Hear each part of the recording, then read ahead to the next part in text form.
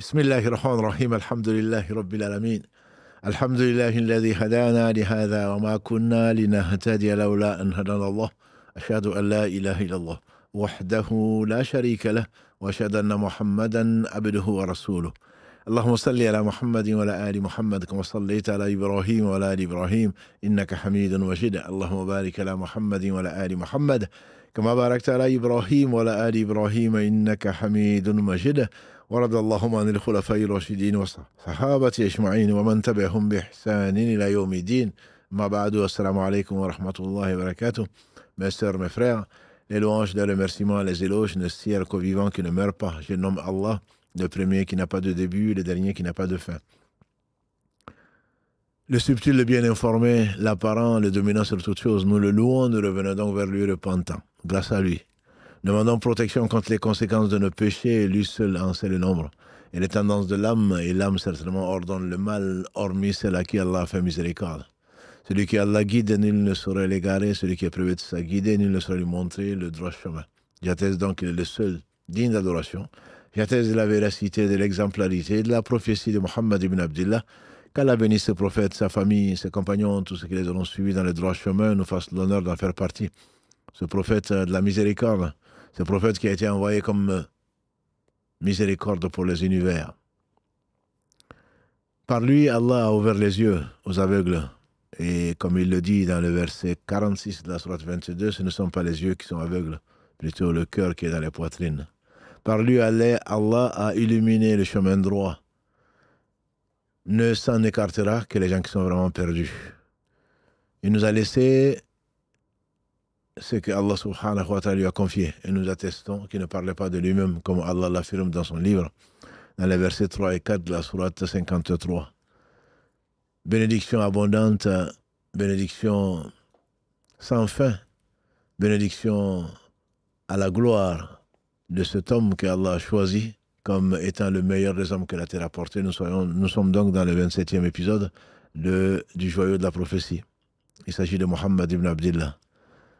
Cet homme que Allah a aimé, donc éprouvé également. Cet homme que Allah a enseigné ce qu'il ne savait pas. Et nous sommes tous nés ignorants, comme Allah le dit dans le verset 78 de la sourate 16. Nous savons, Allah nous a créés. Wallahu akhrajakum min butuni ummahatikum la ta'lamuna shay'a. Wa ja'ala lakum as-sam'a wal absara wal af'ida la'allakum tashkurun. Allah nous a fait sortir des ventres de nos mères alors qu'on ne savait rien. Il nous a donné ensuite la vue, lui, et le cœur afin qu'on soit reconnaissant. Reconnaissant vis-à-vis d'Allah, certes, comme nous l'a enseigné le prophète sallam, celui qui n'est pas reconnaissant vis-à-vis des créatures n'est pas reconnaissant vis-à-vis d'Allah subhanahu wa ta'ala. Il est le reconnaissant. Et c'est lui qui a créé la reconnaissance comme il a tout créé. Allah subhanahu wa ta'ala a voulu donc, après l'épisode 26 que nous avons vu, après Hudaybiyah, Allah seul sait, et nous ne savons pas. Nous, on ne peut pas mesurer, même l'histoire nous permet effectivement d'avoir un peu de recul, parce que sur le coup, Omar ibn Khattab n'a pas compris Hudaybiyah, et pourtant c'est sur la terre, très certainement c'est l'un des meilleurs hommes que la terre a porté après les prophètes, alayhim salatu salam. Malgré son intelligence, il était inspiré, comme l'a dit le prophète sallam. S'il y avait un homme inspiré, dans ma communauté, ça aurait été Omar. Après les prophètes, il y avait des hommes inspirés. Mais dans ma communauté, s'il y en avait un, ce serait Omar. Allah lui a donné cette intelligence, cette compréhension et surtout cette volonté, cette détermination et une foi inébranlable. Malgré cela, il n'a pas compris tout ce qu'il y avait après Hudaybiyah. Pourquoi Allah l'a appelé Al-Fatih, la victoire, la vraie victoire. Et ce Seigneur subhanahu wa ta'ala a voulu nous dérouler. Sa sagesse l'a imposé, c'est pour cela qu'il a créé le fœtus, qu'il a créé l'embryon, qu'il a créé l'enfant qui sort après 9 mois. Étape après étape. Donc l'histoire est une belle chose, c'est un beau domaine qui permet de prendre le recul et d'en tirer des leçons. Et donc après Hudaybiyah, Allah nous enseigne encore pourquoi Hudaybiyah et quelle belle victoire. Le prophète alayhi salatu salam, on s'en rappelle, à Hudaybiyah a été empêché pour une sagesse qu'Allah seul sait, d'aller faire sa umrah. Et Allah va le compenser, c'est ce qu'on a vu la semaine dernière, par une umrah de compensation, comme on le dit. Il a été pendant 3 jours, comme promis l'année d'avant, avec Suhail ibn Amr, qui était le négociateur des Quraysh, qui a signé un pacte en plusieurs points, donc 4 principaux, dont le fait d'aller visiter donc la maison d'Allah subhanahu wa ta'ala, faire la Umrah l'année d'après. C'est ce qu'il fit, donc on a vu. Il a épousé Maimouna ibn bint Harith, et donc ensuite, il n'a même pas pu célébrer les noces. Il a célébré ses noces en dehors de la Mecque, dans un campement, parce qu'il tenait parole, sallallahu alayhi wa sallam. Il était à la Mecque, s'il avait voulu, il était, on a vu, avec 2000 combattants, et non loin de là, ils avaient leurs armes, qu'ils avaient stockées là, parce qu'ils avaient promis de ne pas rentrer à la Mecque avec des armes. Il a laissé ses armes à quelques kilomètres de la Mecque.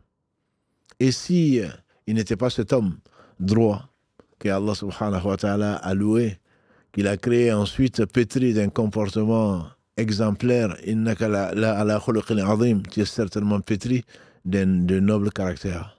Il respectait, et comme à son exemple, le croyant doit respecter son engagement. D'ailleurs, c'est ce qu'a étudié Suhail ibn Amr. Il dit, tu avais promis de ne pas venir avec des armes, tu avais promis 3 jours, donc les 3 jours sont comptés. Et donc, il dit, mais je t'invite à partager le repas de la noce, et des noces, c'est sur ça qu'on s'était arrêté samedi dernier, et il a refusé. Et le prophète sallam s'est retiré avec les 2000 hommes et femmes, et pour retourner vers Médine. Néanmoins, il y a un impact sérieux, et c'est par celui-là qu'on veut peut-être commencer. Il y a des Mécois qui sont restés, parce qu'Allah a voulu, et on a dit, dans beaucoup de familles, il y avait des musulmans qui s'étaient clandestins, si on peut l'appeler ainsi, qui n'osaient pas rendre public leur islam, comme ici, comme ailleurs. Certains, pour des raisons multiples, n'avouent pas qu'ils sont musulmans, entre guillemets, pas par honte, simplement par crainte d'être rejetés, par crainte d'avoir des représailles des uns et des autres. Et certains sont restés donc, et d'autres sont partis. C'est le cas de Khalid ibn Walid. Si vous vous rappelez, le Khalid ibn Walid, c'était le général qui a dirigé l'armée à Uhud. Il faisait partie des généraux de Quraysh, très réputés, parce que compétents. Il a contourné le mont Uhud et il a coupé l'armée musulmane. Donc il a été coupé de l'arrière où était le prophète sallallahu alayhi wa sallam. Et quand les archers, par oubli, ont été tentés par ce bas monde, comme Allah le dit dans le verset 152 de la sourate 3, et c'est une très belle leçon, quand ils ont été tentés par ce bas monde, et c'était pourtant les compagnons du prophète sallallahu alayhi wa sallam. Et comme quoi, même celui qui a fait Badr, même celui qui a accompagné Mohammed sallallahu alayhi wa sallam peut se tromper, peut faire même des péchés graves, puisque la conséquence c'est au moins 70 martyrs qui reposent, qu'Allah les bénisse, certainement au paradis, dans le cimetière de Baqi', dans le cimetière plutôt de Uhud. Et donc, Khalid ibn Walid est un général. Il n'a pas voulu rester comme certains. Peut-être au fond de lui, par crainte de devoir s'écouter soi-même, d'écouter sa conscience. Quand Ibrahim alayhi salatu salam a cassé les idoles dans le processus de la da'wah, il les a appelés matin, midi et soir, comme l'a fait Nuh alayhi salam. Son père l'a menacé de le lyncher, de le lapider. Sa mission, son objectif étant le même, appeler Allah subhanahu wa ta'ala, le plus beau discours et la meilleure des missions, puisqu'Allah a confié cette mission aux meilleurs des hommes que sont les prophètes alayhim salatu salam, appeler Allah par pure miséricorde et par pur amour.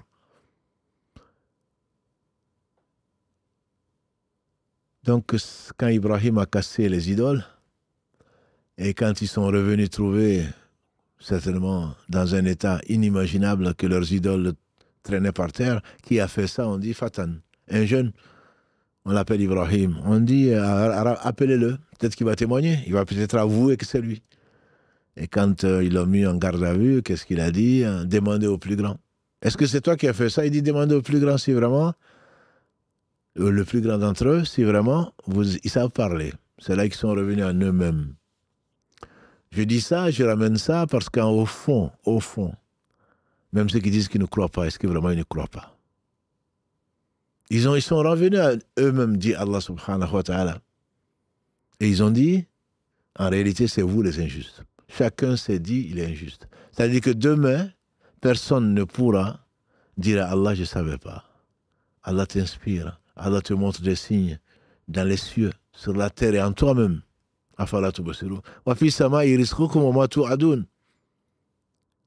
Est-ce que tu ne réfléchis pas un peu de savoir que tu n'es pas venu comme ça, qu'Allah n'a pas tout créé comme ça en vain, qu'Allah est bien plus élevé, bien plus grand, lui qui n'a besoin de rien, qui sait tout, qui est le sage par essence et par excellence. Est-ce qu'Allah va faire ceci, t'a créé pour que tu t'amuses, ensuite tu meurs, tu deviens poussière?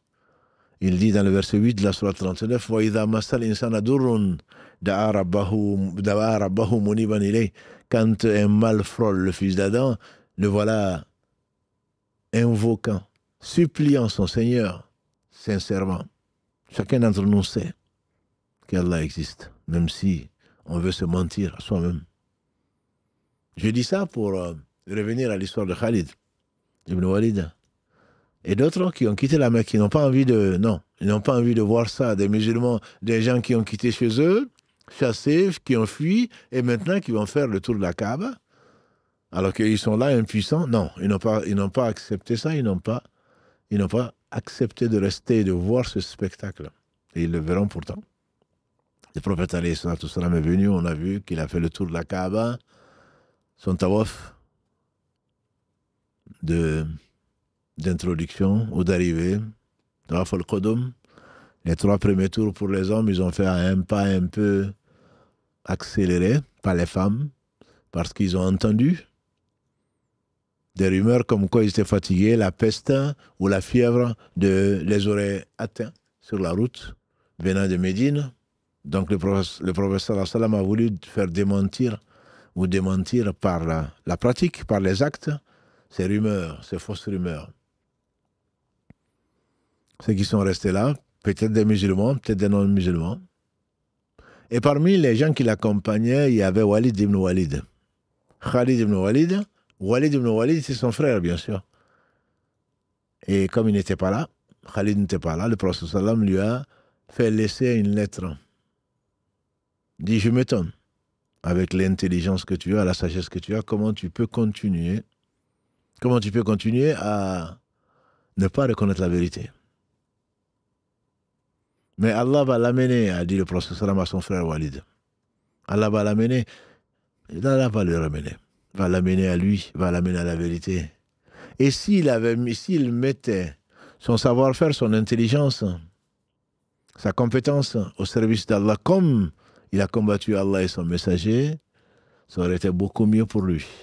Et s'il venait à nous, certainement on lui confierait des choses. Et Khalid ibn Walid, Kalalagré, savait. Il savait que Mohammed sallallahu alayhi wa sallam n'était pas un sorcier. C'est ce qu'il a dit d'ailleurs aux gens qu'il fréquentait. Vous savez, nous savons tous que Mohammed sallallahu alayhi wa sallam n'est pas un sorcier ni un magicien. Et que ce qu'il dit vient de la part d'Allah. On le sait tous. On le sait tous. Alors quand ceci est arrivé aux oreilles d'Abu Sufyan avant qu'il devienne musulman, il a demandé que l'on vérifie l'information. Est-ce que c'est vrai? Effectivement, l'information était vérifiée. Il s'est mis en colère. Il a failli certainement en venir aux mains, comme ils avaient le sang chaud, sauf que Ikrima ibn Abu Jahl, l'ennemi d'Allah, le pharaon de cette communauté, son fils Ikrima, on verra Inch'Allah plus tard qu'Allah lui ouvrira des portes, son fils Ikrima l'a calmé. Et Khalid ibn Walid a assumé.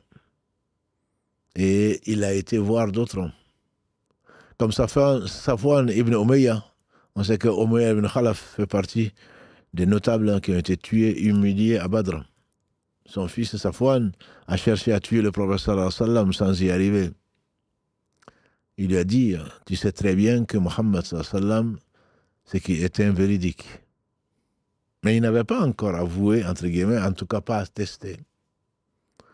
Il a été également donc voir Ikrima, celui qui a calmé Abu Sufyan, Ikrima ibn Abu Jahl, qui tous ont refusé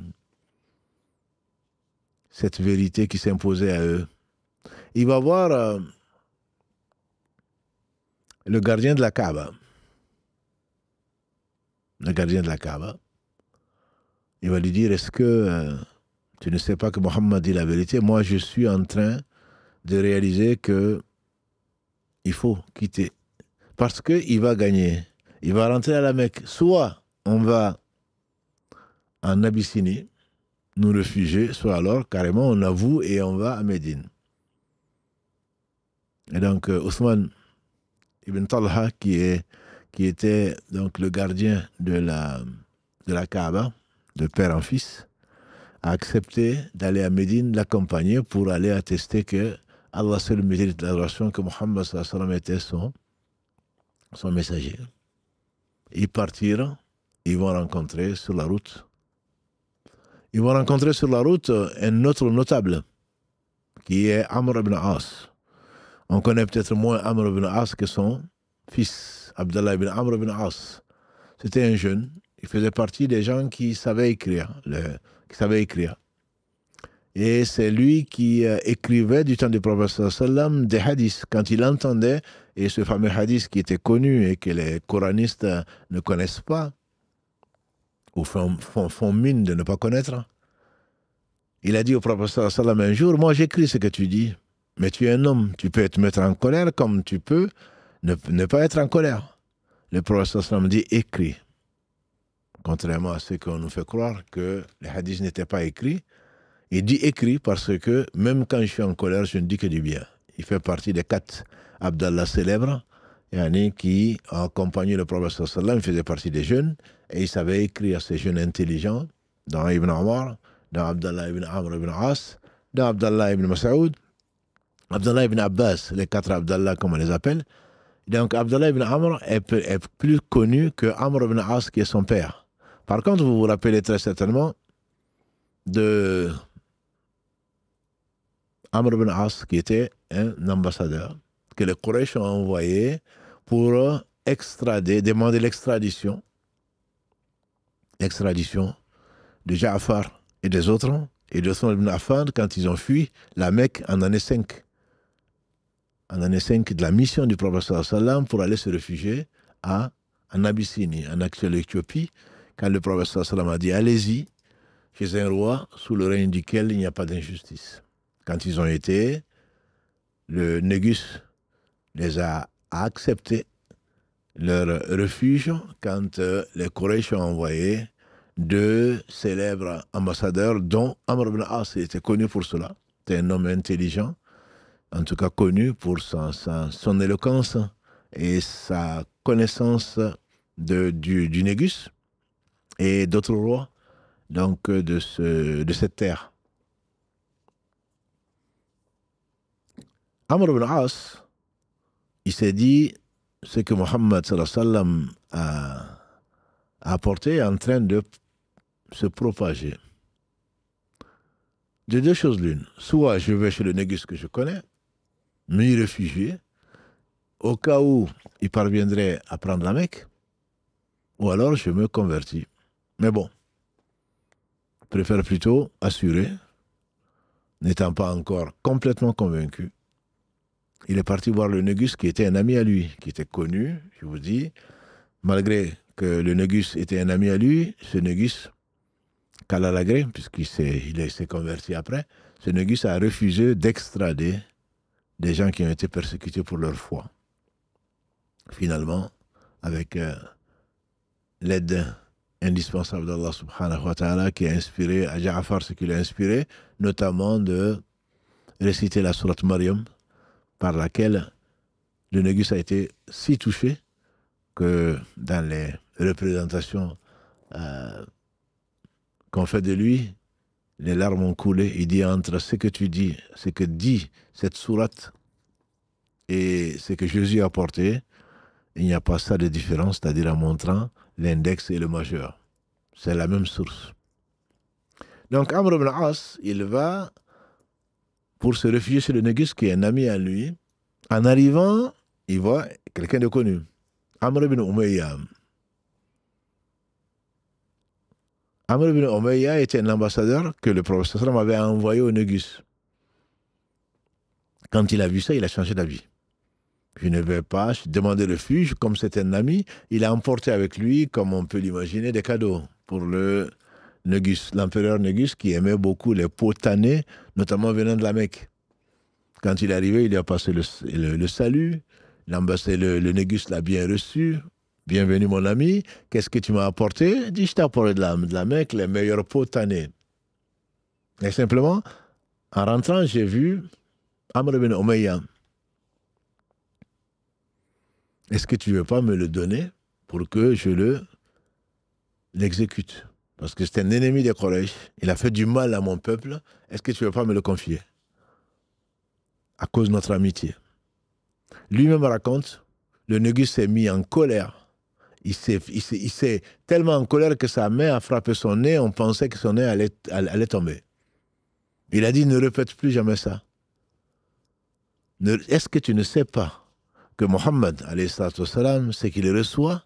Il reçoit des révélations de la part du Seigneur, celui qui a envoyé l'ange Gabriel à Moïse. Ne me répète plus ça. Lui-même raconte qu'il ne savait pas où se mettre.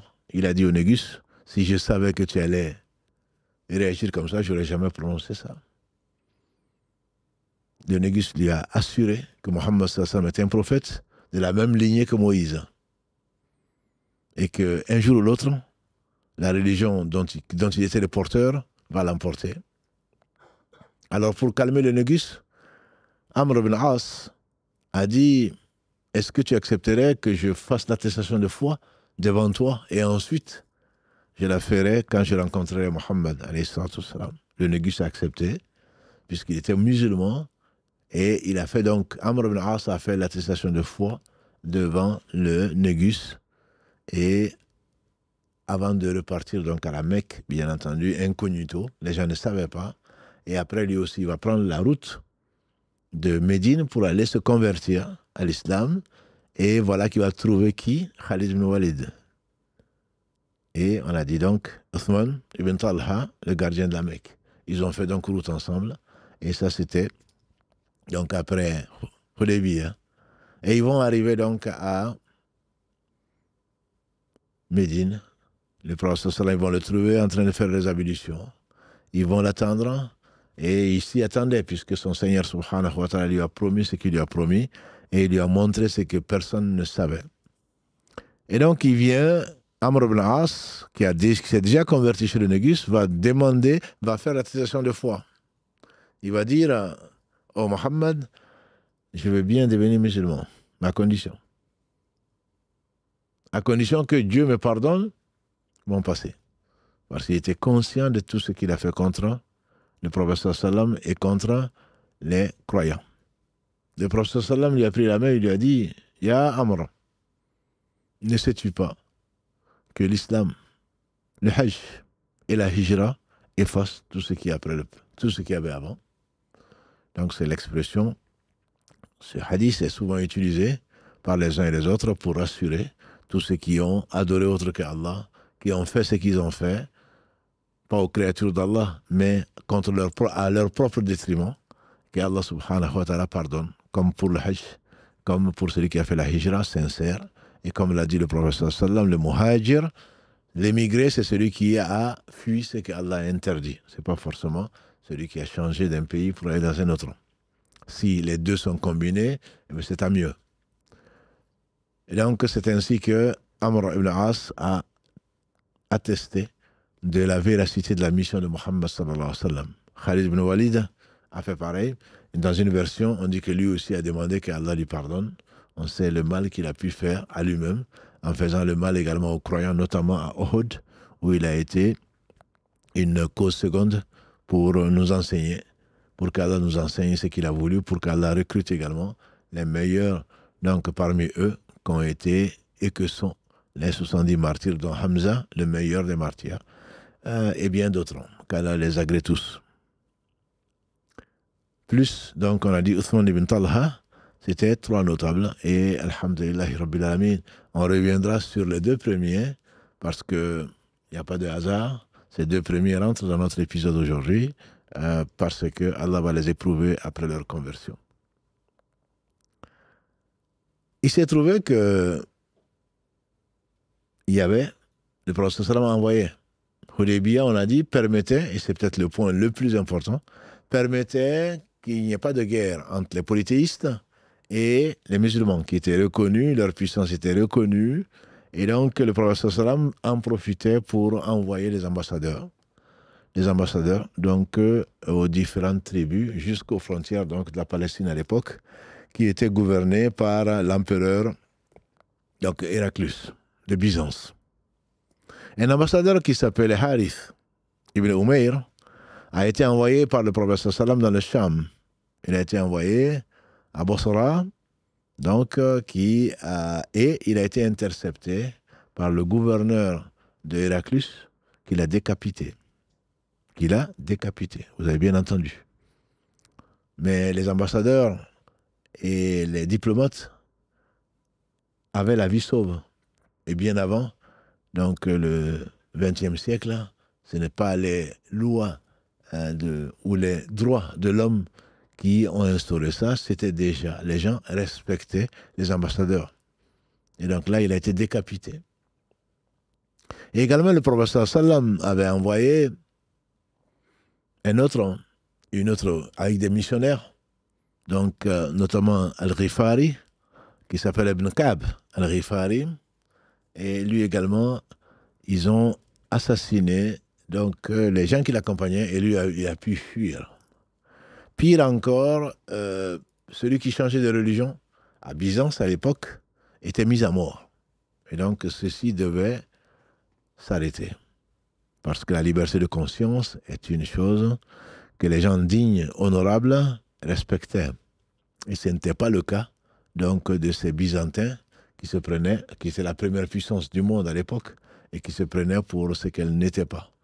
Puisque Allah est capable, Allah est fort, Allah est omnipotent. Et donc, pour laisser chacun, c'est un peu pour expliquer pourquoi les musulmans ont fait tant de kilomètres, tant de centaines, tant de milliers de kilomètres pour répandre la parole d'Allah. Ce n'est pas pour imposer la religion à qui que ce soit. La ikraha fi din, dit Allah. Dans le verset 256 de la Sourate Al-Baqarah, la ikraha fi din. Il n'y a pas de contrainte en matière de religion. Par contre, tu ne te mettras pas entre les serviteurs d'Allah et sa parole. Les serviteurs d'Allah qui appellent à Allah par leur passion, qui appellent à Allah, c'est pour libérer les gens des ténèbres, des témères et de l'obscurité des religions, du polythéisme vers la religion l'unique, qui est le tawhid, qui est l'unicité d'Allah subhanahu wa ta'ala, la mission donc de tous les prophètes sans exception. Cet état de fait a mobilisé des croyants. Le prophète sallallahu alayhi wa sallam a ainsi levé une armée de 3000. C'est peut-être la plus grande armée à l'époque, en tout cas, qui a été levée des musulmans pour aller vers le Cham, pour aller vers la Palestine en particulier à l'époque. Et ce qu'il a dit est mémorable. Le prophète sallam a désigné 3 responsables. C'est peut-être le seul cas. Il a confié l'expédition, la direction de l'expédition à Zayd ibn Haritha. Zayd, si vous vous en souvenez, c'est celui qu'on appelait Zayd ibn Muhammad, que Khadija, notre mère, l'une des meilleures femmes qu'elle a été rapportée, et à qui Allah a passé le salam, et qui a un palais, et Allah seul sait comment il est, en cristal au paradis. Khadija avait offert Zayd ibn Haritha au prophète sallam en tant qu'esclave, et il l'a libéré à la Kaaba quand ses parents sont venus payer la rançon pour le libérer. Le prophète sallam leur a dit qu'ils choisissent. S'il veut aller avec vous, il n'y a pas de souci, je le libère sans rançon. S'il veut rester avec moi, il reste avec moi. Et Zayd ibn Haritha, qui l'accompagnait à Taïf, si vous vous en souvenez, Zayd ibn Haritha a dit, je préfère rester esclave de cet homme plutôt que d'être libre ailleurs. Parce qu'il a vu dans le prophète sallam ce que peut-être d'autres n'ont pas vu. Mais c'était bien avant sa mission, donc avant la révélation des premiers versets qu'Allah lui a envoyés à 40 ans. Et donc il a été à la Kaaba, le prophète sallam, en disant, je vous prends à témoin que j'ai libéré Zayd ibn Haritha. Et donc là, on l'appelait, et je l'ai adopté, donc on l'appelait Zayd ibn Muhammad. Et après, dans la sourate 33, Al-Ahzab, Allah subhanahu wa ta'ala a révélé, donc ce qu'il a révélé, pour abolir cette tradition des Arabes, d'appeler quelqu'un, donc c'est comme l'adoption pleine ici, on appelle, il change de nom, il prend le nom de celui qu'il a adopté, son fils adoptif, et donc Allah a interdit ça. ما جعل الله لرجل من قلبين في جوفه وما جعل أزواجكم اللائي تظاهرون منهن أمهاتكم وما جعل أدعيائكم أبناءكم ذلكم قولكم بأفواهكم والله يقول الحق وهو يهدي السبيل. Allah n'a pas mis deux cœurs dans la même poitrine. Il n'a pas non plus vous permis que vous appelez maman ou des mères, celles qui ne vous ont pas mis au monde. Et il ne vous a pas non plus permis d'appeler vos fils adoptifs. Donc, c'est les premiers versets 5 et suivants de la 3, 4 et 5 de la sourate 33 à l'Ahzab. Et donc, Dieu a aboli cette tradition des Arabes et ud'uhum li abaihim huwa aqsatu inda Allah. Appelez-les par le nom de leur père. Ceci est plus juste, c'est Allah. Verset donc 5 de la sourate 33. Et si vous ne connaissez pas leur nom, alors appelez, ce sont vos frères en matière de religion, si vous ne connaissez pas leur père. Et donc, Zayd ibn Haritha a retrouvé le nom de son père qui était Haritha. Et donc, on l'appelait Zayd ibn Haritha. Pour revenir à notre histoire, donc le prophète sallam a dépêché une expédition avec 3 chefs. Pas 3 chefs en même temps, bien sûr. L'expédition était commandée par Zayd ibn Haritha. C'était juste pour vous rappeler qui était Zayd ibn Haritha. Il a dit Zayd ibn Haritha est le chef de l'expédition. S'il meurt, ce sera Ja'far, ibn Abdul Muttalib, ibn Abu Talib. Ja'far était le frère de Ali. Donc c'était le cousin du prophète sallam. Ja'far ibn Abi Talib, puisque Ali était également le fils de Abu Talib, cet oncle qui a accompagné le prophète sallam dans les moments difficiles et qui est mort pendant l'embargo qui lui fut imposé, lui et les croyants, lui et sa famille, croyants et non-croyants, les Banu Hashim, donc, et pendant 3 ans, et qu'Allah a levé l'embargo. Et qu'Allah, subhanahu wa ta'ala, bénisse Muhammad, sa famille, ses compagnons, puisque, comme il a dit, alayhi salatu wassalam, les plus éprouvés, ce sont les prophètes. Ensuite, les gens de plus en plus proches d'eux. Donc, le Ja'far, si Zayd venait à mourir, le drapeau, l'étendard, devait être confié à Ja'far ibn Abi Talib. Et le prophète sallam de dire, et si Ja'far mourait, l'étendard sera confié à Abdallah ibn Rawaha. Et il s'est tué. 3 chefs successifs. Ils ont bien compris, bien entendu, que les uns et les autres allaient mourir. Et c'est ce qu'ils recherchaient en réalité en partant de là, en partant de Médine. Ce n'était pas pour revenir. Parce qu'ils croyaient au paradis, plus vaste que les cieux et la terre. Mais il fait une recommandation. Ô vous les gens, ne touchez ni à une femme, ni à un enfant, ni à un vieillard, et pas non plus des gens que vous allez rencontrer sur votre route qui sont en réclusion dans un monastère ou l'équivalent. Ne coupez aucun arbre, ne détruisez aucune construction et respectez vos engagements. Ça, ce sont quelques règles fondamentales des droits de la guerre dans l'islam. Ce n'est pas parce que je combats quelqu'un que je vais me permettre d'attaquer les femmes, des non-combattants, comme les femmes, les enfants, les vieillards, et de couper des arbres ou de détruire qu'on en est loin. qu'on en est loin de ces valeurs universelles, de ces valeurs qui doivent être universelles, de ces valeurs des droits de la guerre. Et ça, c'était il y a déjà 15 siècles, que les musulmans respectaient cela. Et donc, ils sont partis, il les a accompagnés, alayhi salatu wassalam, un peu. Ensuite, il leur a souhaité le meilleur. Ils étaient, nous avons dit, 3000. Armée énorme pour cette époque-là. Ils sont arrivés à Ma'an. Ma'an, c'est dans l'actuelle Jordanie. Ils sont arrivés à Ma'an et ils ont appris que les gens qui devaient affronter, il y avait 100 000 polythéistes arabes, auxquels 100 000 Byzantins prêtaient secours. Ils étaient 200 000 combattants contre ces 3 000. Alors à Ma'an, comme l'islam nous l'enseigne, ils ont fait une consultation. Ils ont fait une consultation, qu'est-ce qu'on fait? On revient sans combattre? Ou alors on envoie une lettre au prophète sallam en demandant du renfort. 3 000 c'est beaucoup certes, mais ce n'est rien par rapport à 200 000. Rapport 1,70. 1 sur 70. 3 fois 7, 21. Ils étaient 200 000, les musulmans étaient 3 000. Ils avaient eu la guerre 313 contre 950 000 à Badr. Allah leur a donné la victoire. À Uhud, ils étaient dans un rapport, ils n'étaient que 700. Les polythéistes étaient 3 000. Mais là, c'était 3 000 contre 200 000. Jamais ils n'auraient imaginé ça. Alors ils ont discuté, beaucoup souhaitaient écrire au prophète sallam et rester à Ma'an, écrire au prophète sallam pour l'informer de la situation, puisqu'ils ne pouvaient pas savoir sans révélation. Ils ne pouvaient pas le savoir sans révélation.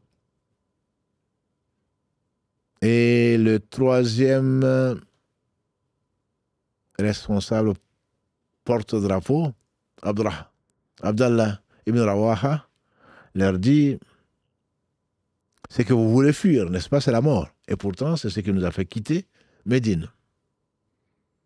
Et donc, le nombre n'est pas important, dit-il. Et on verra, Inch'Allah, après la Hunayn, c'est que Allah subhanahu wa ta'ala va les faire vivre quand ils ont compté sur leur nombre et non sur Allah subhanahu wa ta'ala. Encore une erreur d'appréciation qui va leur coûter très cher. Il dit: le nombre n'est pas important. Le plus important, c'est l'objectif. C'est-à-dire la satisfaction d'Allah subhanahu wa ta'ala. Si c'est ce qui vous a fait quitter Médine pour venir là, alors pas besoin d'écrire au prophète sallam et encore moins de rebourser chemin. Finalement, grâce à Allah subhanahu wa ta'ala, Allah a apaisé les cœurs. Les gens, ils ont écouté donc ce cri du cœur. Et pourtant, on verra, Inch'Allah, c'était pas aussi facile que ça. Il l'a dit parce qu'il pensait, mais c'est pas aussi facile. C'est plus facile à dire qu'à faire. Et donc, ils ont affronté à 3 000, ils ont affronté donc les 200 000 combattants des Arabes et de l'Empire byzantin. On peut imaginer le Zayd ibn Haritha, qui est descendu, porteur de drapeau, descendu, il a franchi les lignes de l'ennemi, il a été mortellement touché.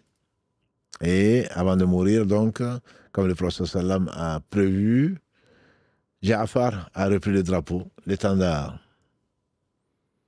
Il a été encerclé de toutes parts. Ja'far, qui était sur un cheval, a donc, on dit, tué le cheval et mis les pieds par terre pour ne même pas avoir une chance de fuir. Quand on attaque de toutes parts, on n'a qu'une envie, certainement l'âme n'a qu'une envie, c'est de se sauver. Quand tu es sur une monture, tu peux compter sur la monture si tu as oublié Dieu. Et donc, il est descendu de la monture, dit-on. Et Abdallah ibn Omar, radiallahu anhuma, qui a participé à cette bataille, il dit Ja'far, c'est un hadith rapporté par l'imam al-Bukhari, quand il fasse miséricorde. Ja'far, il portait le drapeau de la main droite. On lui a coupé le bras droit. Ensuite, il a pris le drapeau de la main gauche. On lui a coupé le bras gauche. Ce qui lui restait, il a pris le drapeau entre ce qui pouvait rester. On ne peut pas imaginer ça aujourd'hui, bien sûr. Ne me dites pas, et le sang qui coulait, et ça allait être infecté, et comment il peut, et la douleur, Allah sait. Allah sait ce qu'il lui a donné comme courage, et Allah sait ce qu'il a fait de la douleur. Ne te souviens-tu pas que Allah subhanahu wa ta'ala, quand ils ont jeté Ibrahim dans le feu, il a dit au feu de ne pas le brûler. Tout est relatif, pour celui qui croit en tout cas. Et donc Jafar, ils lui ont coupé la main, le bras droit, le bras gauche, et il a pris donc pour ce qui restait entre des deux membres pour prendre le drapeau, et on l'a tranché. Et il est mort. Et Abdallah ibn Rawaha, comme le professeur l'avait pressenti, a pris le drapeau. C'est devenu le porte-étendard. Et c'était un poète à temps perdu. À ce temps perdu, il était poète. C'est pas parce qu'on n'a pas peur. Comme disent les anciens, la différence entre deux combattants, c'est la patience. C'est celui qui affronte et qui dépasse sa peur. Ce n'est pas parce qu'il n'a pas peur. Abdallah ibn Rawaha a laissé ces vers que l'on connaît. Il dit, oh mon âme, veux-tu fuir le paradis? Oh mon âme, veux-tu fuir ce pourquoi tu es venu de Médine? C'est ce que tu as demandé à Dieu, et voilà maintenant qu'Allah t'offre cette aubaine. Il a dit, mon âme, tu t'es assez reposé, tu es assez joui de la vie. Il est temps maintenant que tu rendes à Allah, subhanahu wa ta'ala, ce qui lui appartient. Tu n'es qu'une goutte d'une autre. Tu n'es qu'une goutte d'une autre. Il faisait certainement allusion au hadith de Al-Barra ibn Azib, quand il a parlé de l'âme, quand elle va sortir. Le prophète sallam a dit, après avoir trouvé les gens en train d'enterrer, ils ont creusé la tombe, et comme vous savez, chez les musulmans, on fait une fente latérale qu'on appelle, donc une fente latérale où on va mettre donc le lahad, où on va mettre le corps, pour éviter par politesse et par respect que l'on marche sur la tombe. Quand tu vois une tombe musulmane, c'est que le corps n'est pas là où on va mettre la poussière, on va remettre la terre, le corps il est à côté par pudeur, pour ne pas mettre, même si le corps est mort, même si le corps est sans vie plutôt, on ne va pas mettre de la terre dessus. Parce que l'âme n'accepte pas ça, de mettre de la terre sur quelqu'un, et donc on le met, on le protège, on protège son corps dans le lahad, donc dans une fente latérale. Alors que disait, donc dans ce hadith, alors qu'ils attendaient que l'on creuse le lahad, le prophète sallallahu alayhi wa sallam avait un petit bâton qu'il tapotait en attendant, et il pleurait. Il pleurait jusqu'à ce que la terre soit mouillée. Il dit demander protection d'Allah contre le châtiment de la tombe. Nous avons demandé protection contre le châtiment de la tombe, dit Al-Barra ibn Azib. Il a dit demander protection à Allah contre le châtiment de la tombe. Nous avons, dit-il, demandé protection d'Allah contre le châtiment de la tombe. Il dit demander protection d'Allah contre le châtiment de la tombe. Et nous avons demandé protection d'Allah contre le châtiment de la tombe. Ceci me rappelle le fait qu'on passe vite. On préfère regarder les messages que l'on a reçus par WhatsApp ou par je ne sais quoi d'autre.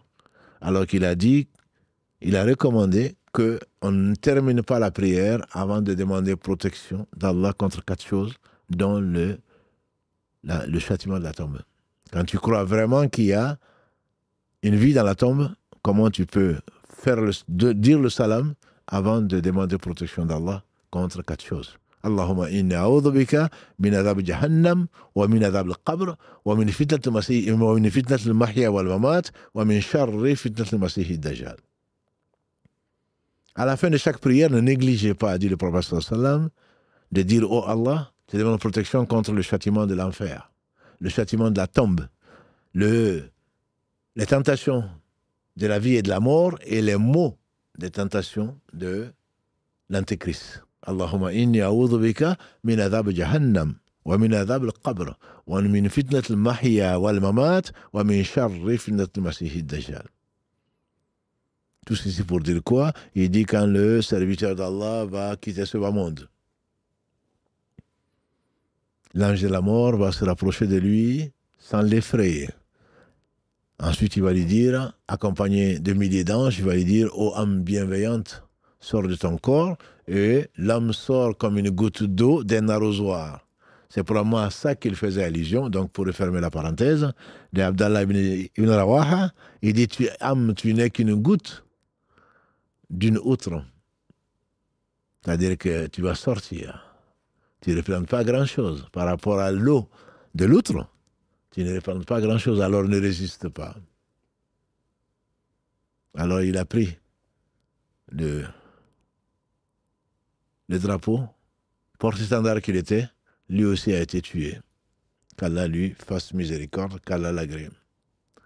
Alors un des compagnons du prophète sallam, parce que dans la guerre, quand le drapeau tombait, ça voulait dire que c'était la défaite de l'ennemi. Plutôt la défaite donc de la partie. Et donc le drapeau ne devait pas toucher terre. C'est pour cela que les plus vaillants d'entre eux étaient des porte-drapeaux. C'est à eux que le prophète sallam donc confiait le drapeau. Dans cette expédition donc à 3 successivement, Zayd ibn Haritha, Ja'far ibn Abi Talib et Abdallah ibn Rawaha. Abdallah ibn Rawaha est le 3e des 3 et donc il va mourir. Et avant que le drapeau ne tombe, un compagnon le reprend et il rencontre qui? Khalid ibn Walid, dont on a parlé tout à l'heure. L'ancien général avant des polythéistes, connu pour ce qu'il fut. Compétent et intelligent, chef de guerre, réputé et respecté. Khalid ibn Walid de Karalagré, le compagnon lui a donné le drapeau. Il dit non, garde-le. Il dit non, je ne le garderai pas. Si je l'ai pris, c'était pour te le donner. Et donc Khalid ibn Walid l'a pris. En tant que nouveau converti, on dit qu'il n'avait que 3 mois de conversion quand il y a eu donc, cette expédition, cette bataille donc, de Mouta. Khalid ibn Walid, un génie de guerre, qu'est-ce qu'il a fait? La nuit venue, il a repris l'armée, il a mis donc les gens qui étaient du côté gauche de l'armée, il les a disposés à droite. Ceux qui étaient à droite, il les a disposés à gauche. Ceux qui étaient devant, il les a mis à l'arrière. Et ceux qui étaient en arrière, il les a mis devant. Le matin venu, les combattants, leurs ennemis se retrouvaient devant une nouvelle armée. Puisque ceux qu'ils avaient en face n'étaient plus du tout les mêmes. Ceux qui étaient à l'arrière, que eux, ils ne connaissaient pas, bien sûr, la veille, ils avaient des gens devant qu'ils ne connaissaient pas. Du côté gauche, ils ne connaissaient pas non plus. Le côté gauche ne connaissait pas. Le côté droit de l'armée ennemie ne connaissait pas ces gens-là. Et vice-versa. Et en plus, dit-on dans l'histoire, il a fait quelques percées rapides. Et donc les gens de l'armée byzantine et des Arabes pensaient qu'ils avaient reçu du renfort. Et en même temps, ils reculaient. Ils reculaient, mais ils n'ont pas osé la poursuivre parce qu'ils ont pensé que c'est une tactique de guerre. C'est une tactique de guerre pour qu'ils tombent dans un piège. Donc ils ne les ont pas poursuivis. C'est ainsi que Allah a sauvé cette armée des 3000. On dit qu'il n'y a eu que 12. Un seul martyr, c'est énorme. Mais on dit qu'il n'y a eu que 12. Face à une armée de 200 000. 12 personnes mortes donc, sur ce champ-là, dont les 3 chefs. Et donc ils sont revenus à Médine. Le prophète a dit que les gens disent « Ah oui, mais vous avez fui ». Le prophète a dit « Non, ils n'ont pas fui. Ils ont fait une retraite ». C'est pour cela que Allah subhanahu wa ta'ala loue et met en garde les gens qui fuient la bataille, sauf ceux qui font une retraite pour se joindre à un autre groupe. Et donc là, c'est comme ça qu'il est revenu donc avec l'armée, avec le moins de dégâts possible, c'est surtout en mort, et qu'Allah agrée les martyrs parmi eux, et qu'Allah agrée les gens qui ont été sauvés, dont l'heure n'était pas encore arrivée donc dans cette fameuse bataille.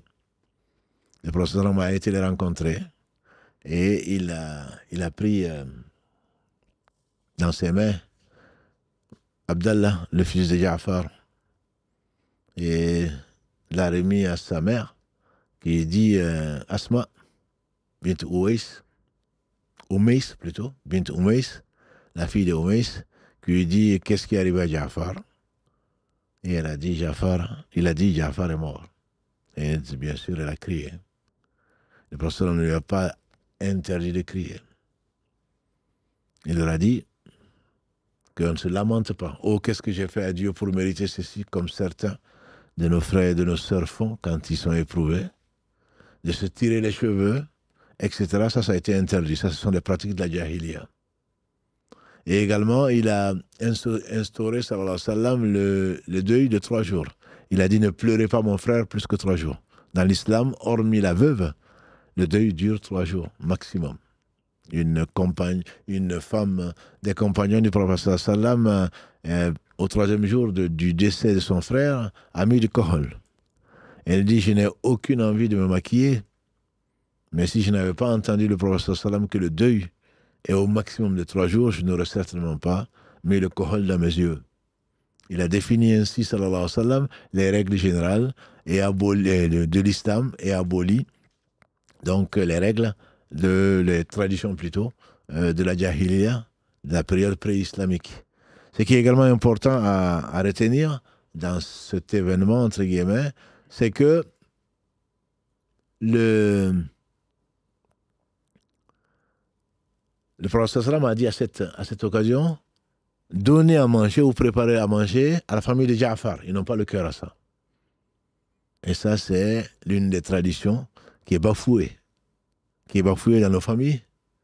Les gens vont s'installer dans les familles des défunts, pas pour leur présenter des condoléances. Sous ce prétexte-là, la famille des défunts oublie même qu'elle a un défunt qui a un mort. Elle est obligée d'emprunter. Elle reçoit des dizaines, voire des centaines de personnes qui sont là pour manger, dormir. Et dans les pays que vous connaissez, mes frères et sœurs, des gens viennent de milliers de kilomètres pour venir présenter leurs condoléances. Cela peut durer des jours et des jours, voire des mois. Quand quelqu'un meurt dans nos familles, en Afrique en particulier, on oublie sa douleur. On se préoccupe de comment je vais nourrir ces gens-là. Et l'islam te dit, ils n'ont pas le cœur à ça. Ce sont ses voisins qui doivent lui préparer à manger. Et là, on vient s'installer. Et ça fume, et ça prend du thé, et ça prend du café, et je ne sais quoi d'autre. Aucune pudeur. Aucune pudeur. Et ça vient généralement les mains vides pour s'installer chez ces gens-là pendant. Et ça ne vient pas seul, bien sûr. Chez nous, il ne faut pas venir seul. On va venir avec ses enfants, ou presque, accompagnés pour s'installer chez les pauvres qui n'ont peut-être que l'équivalent de 3 pièces pour s'y installer pendant des mois. Et tu n'es pas la seule. Tu n'es pas le seul à venir présenter tes condoléances, il y en a bien d'autres, des dizaines. Où est-ce qu'on va les mettre? On ne sait même pas. Le souci de la personne qui est endeuillée, en Afrique en particulier, c'est comment je vais faire, comment je vais les nourrir, où est-ce que je vais les loger. Et malheureusement, nous avons traversé la Méditerranée avec ses mauvaises habitudes.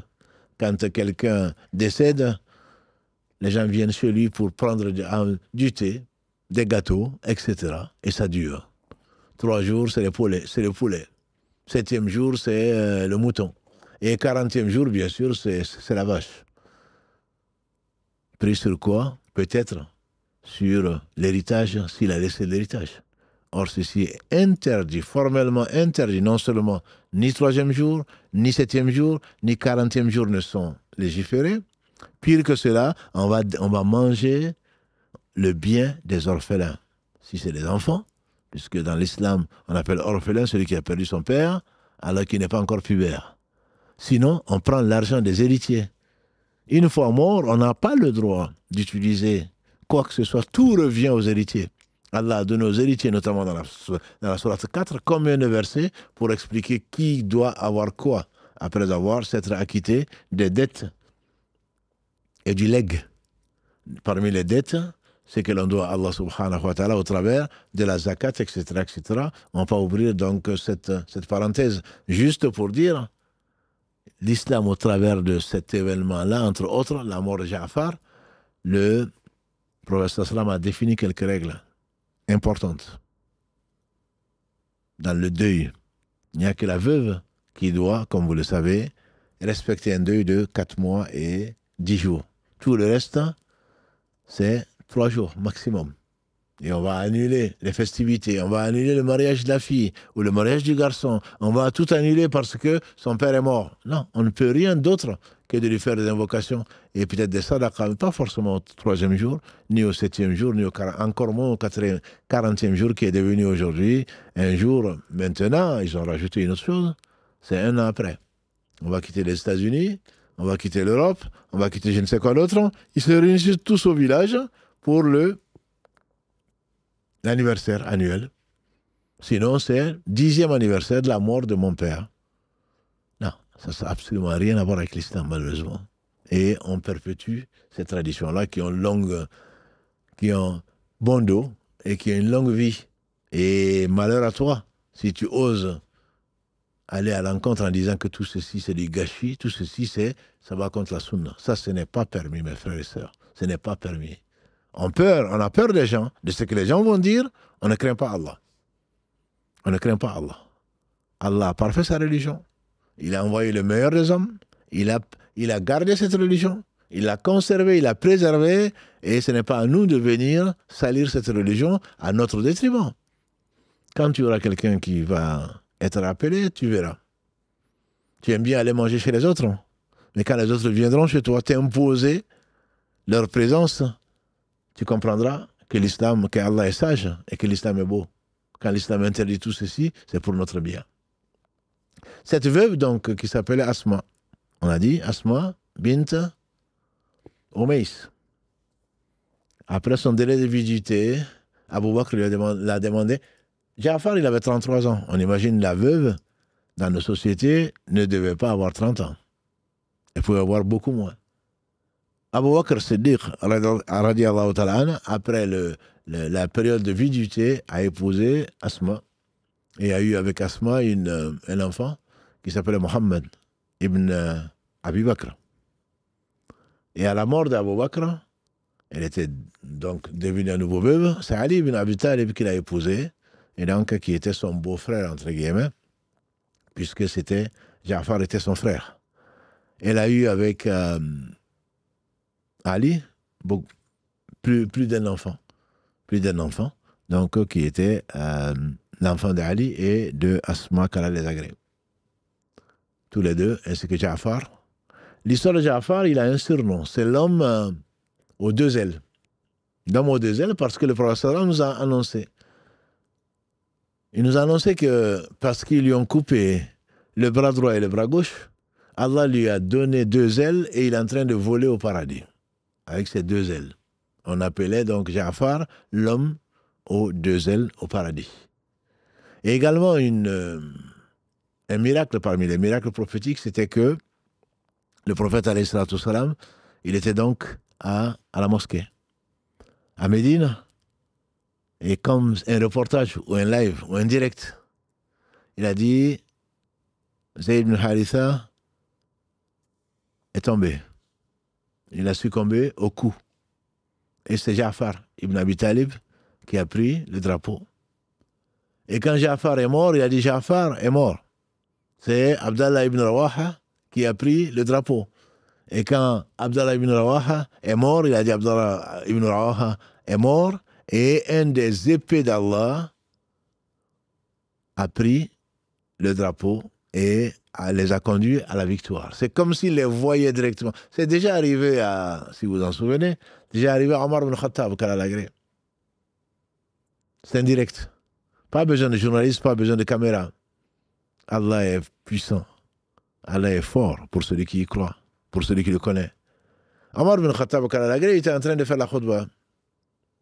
Un jour à Médine, bien entendu, bien après ces événements-là, après la mort du prophète sallam, après la mort d'Abu Bakr, et tout d'un coup, alors qu'il faisait la khutbah, il dit oh un tel à la montagne. À la montagne. Et il a entendu. Et quand tu étais fœtus, si on te disait qu'il y avait un monde avec des lives, je pense que tu n'y croirais pas. À la montagne, l'homme l'a entendu. Quand il est revenu, il a remercié. Il a dit, j'ai entendu que tu m'as dit d'aller à la montagne. Et je me suis réfugié là, ça a permis d'éviter l'attaque des ennemis. Allah lui a montré la scène. Il a montré directement la scène. Et le prophète sallam, bien sûr, a bien plus de mérite. Il a vu la scène, il a vu la mort de Zayd ibn Haritha, ensuite celle de Ja'far, ensuite celle de Abdallah ibn Rawaha, ensuite le fait que le drapeau soit passé entre les mains donc de Khalid ibn Walid et par qui Allah subhanahu wa ta'ala a sauvé. Donc c'est quelques milliers, mais presque 3000, donc ils sont revenus à Médine, qu'Allah les agrée tous avec un prestige. Même si ils ont fait une retraite, ils ont battu en retraite. Les Arabes étaient impressionnés. Comment est-ce que ce sont des hommes ou ce sont des anges? Comment est-ce que 3000 personnes osent affronter 200 000 personnes? Alors ils étaient craints de tous. Ceux qui ne craignaient pas Allah, forcément, craignent tous, comme le dit quelqu'un. Celui qui ne craint pas Allah, il craint tout. Et celui qui craint Allah, tout le craint. Voilà une parole qui reste vraie pour eux en tout cas. Ils craignaient Allah subhanahu wa ta'ala et tous les craignaient. Et Allah subhanahu wa ta'ala n'a-t-il pas envoyé des anges pour secourir les croyants à Badr et ailleurs? Les gens se posaient la question, est-ce que ce sont des hommes ou ce sont des surhommes? Oui, c'était des hommes. Vous savez ou vous ne savez pas, du temps d'Omar ibn Khattab encore qu'à la Grève, je crois que Saad ibn Abi Waqqas, l'oncle du prophète sallam, qui était un général, et ils étaient assiégés, en tout cas, ils avaient besoin de renfort. Il a envoyé un messager, un émissaire, pour dire à Omar de leur envoyer du renfort. Et Omar a envoyé 2 hommes. 2 hommes. Omar a envoyé 2 hommes. Et Saad de s'étonner. Je te demande des renforts, tu m'envoies 2. Il a dit parce que j'ai entendu le prophète sallallahu alayhi wa sallam dire chacun de ces hommes vaut 1000. C'est pas pour se moquer de lui. C'est parce qu'il c'était des hommes. Chacun de ces hommes valait 1000. De ces 2, je ne dis pas que chaque compagnon valait 1000. Mais chacun de ces 2 hommes valait 1000. Et en effet, Allah leur a donné la victoire. C'est 2 choses. Parce que c'était des hommes. Deuxièmement, parce qu'ils croyaient à la parole du prophète sallam qui dit que chacun de ces 2 hommes-là valait 1000. Et effectivement, il valait 1000. Voire plus. Qu'Allah les agrée. Ça, c'est l'histoire de Khalid ibn Walid. Et le temps passe. Et rapidement, quelques jours après le retour, le prophète sallam a fait appeler le deuxième qui s'est converti, dont on a parlé. Je vous ai promis qu'on allait parler de lui, Amr ibn As. Amr ibn As a été appelé par le prophète sallam qui lui dit prépare-toi pour aller faire une expédition contre des gens qui s'étaient alliés justement par une tribu arabe qui s'était alliée aux Byzantins pour combattre donc à Mota.